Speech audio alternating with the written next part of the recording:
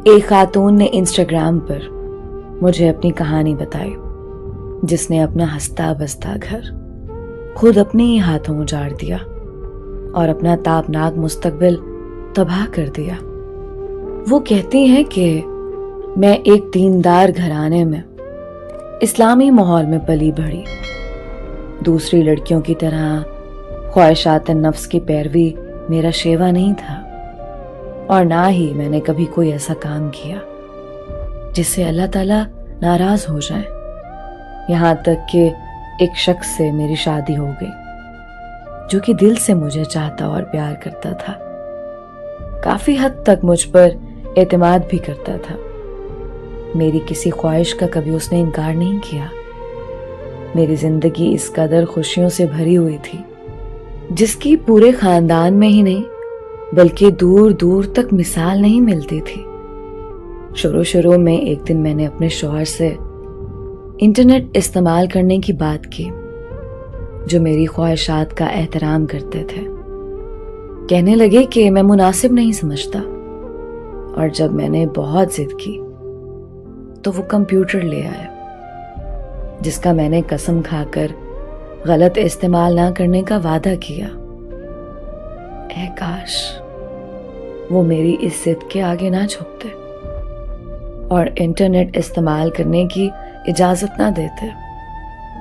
मैं इंटरनेट के इस्तेमाल से बहुत खुश हो गई और अपने शौहर के सामने और उनकी गैर मौजूदगी में भी उसका धड़ल्ले से इस्तेमाल करने लगी, क्योंकि वो मुझ पर मुकम्मल भरोसा करते थे।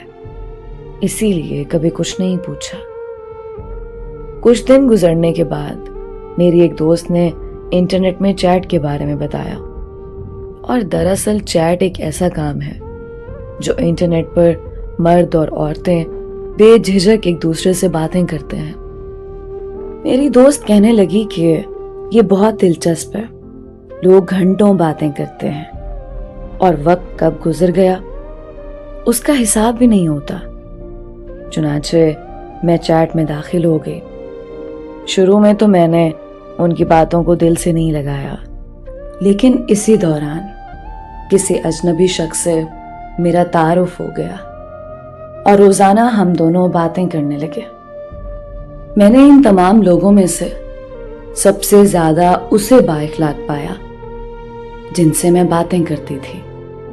अब तो मैं घंटों उसके साथ बातें करने लगी, जबकि मेरे शौहर मोबाइल पर मुझे घंटों बैठा देखकर गुस्सा होने लगे, और मुझे अपने शौहर से बेइंतहा प्यार होने के बावजूद वो आदमी मुझे अच्छा लगने लगा।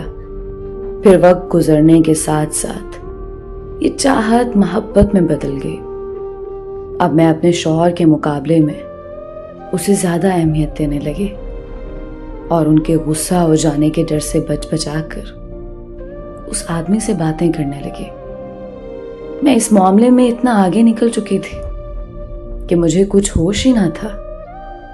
यहां तक कि अपनी बातों को लेकर हम दोनों मियां बीवी में एक दिन जबरदस्त झगड़ा हो गया। फिर मेरे शौहर ने मेरे मोबाइल को खींच लिया। मुझे उन पर बहुत गुस्सा आया कि उन्होंने मेरे जज्बात की परवाह नहीं की, और उनकी सख्ती के बावजूद मैंने ये तय कर लिया कि अब उस आदमी से मैं जरूर बातें करूंगी। वो एक मनहूस रात थी जब मैंने उसे टेलीफोन पर गुफ्तगू की, और फिर मैंने अपने शौहर के साथ खयानत और बेवफाई शुरू कर दी। जब भी मेरे शौहर घर से बाहर होते, मैं उसके साथ बातों में लग जाती। वो मुझसे वादा कर रहा था कि अगर तुम्हारा शौहर तुमको तलाक दे देगा तो मैं तुमसे शादी कर लूंगा, और बार बार मुझसे मिलने की जिद कर रहा था।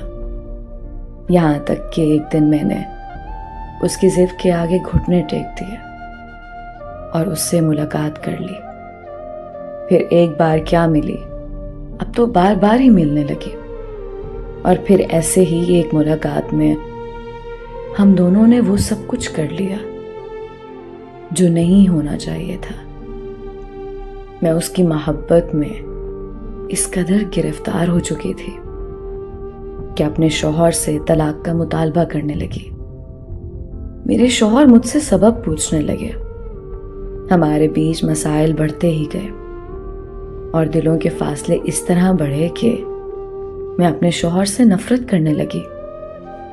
उन्हें मेरे मुतालिक शक हुआ तो मेरी निगरानी शुरू कर दी, यहाँ तक कि उससे बातें करते हुए एक दिन रंगे हाथों पकड़ लिया। और जब तहकीक करने लगे तो मैंने सब कुछ एतराफ़ कर लिया। मेरे शौहर अच्छे थे, उन्होंने मुझे कभी रुस्वा नहीं किया और ना ही मेरे घर वालों को कुछ बताया। कहने लगे, मैं तुम्हें इतना चाहता हूं कि तुम्हारे बगैर एक पल भी नहीं रह सकता। और मैं थी कि उनसे नफरत पर उतर आई थी, और वो भी इंटरनेट को लेकर। उन्होंने इतना सब हो जाने के बावजूद भी मेरे साथ बदसलूकी नहीं की और ना ही मेरे हुकूक में कोई कोताही बरती। लेकिन मैं अंधी हो चुकी थी। मुझे होश तब आया जब सब कुछ लुट चुका था। वही नौजवान जो अपने शौहर से मेरी दूरियों का सबब बना, कहता था कि तुम्हारे अलावा आज तक मुझे कोई पसंद ही नहीं आया और अपनी जिंदगी में तुमसे ज्यादा खूबसूरत किसी को नहीं पाया, बल्कि तुम मेरी जिंदगी में आने वाली सबसे ज्यादा खूबसूरत और अच्छी इंसान हो। लेकिन आज उसकी बातों ने मुझे किस कदर सदमे में डाल दिया। कहने लगा, अगर मुझे शादी करनी है तो तुम जैसे से कभी नहीं कर सकता, जिसका मेरे अलावा दूसरों से ताल्लुक है और उसे मैंने इंटरनेट के जरिए जाना हो।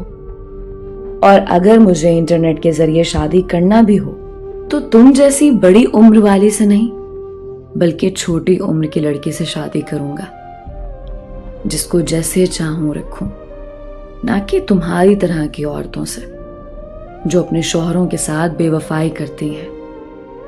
मैं कसम खाकर कहती हूं कि उसकी बातों को बगैर किसी कमियों ज्यादती के मैंने नकल कर दिया। इन हालात में मैं इस कदर परेशान हूं कि खुदकशी के बारे में सोच रही हूं। मुमकिन है कि जब मेरा वाकया आप तक पहुंचे तो मैं अपनी जान दे चुकी हूं, या फिर अल्लाह ताला मुझे हिदायत दे दे और इन अंधेरे रास्तों से दूर कर दे।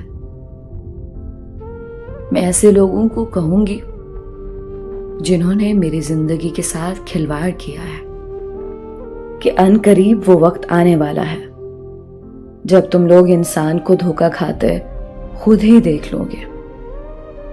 बस मेरी दुआ सिर्फ इतनी है कि मैं अपनी आंखों से उस इंसान का या उसके अहलो अयाल के साथ ही सब कुछ होता देख सकूं जिसने मुझे इस अंजाम तक पहुंचाया। दोस्तों, खुद को मजबूत बनाएं, अपने नफ्स पर काबू पाएं।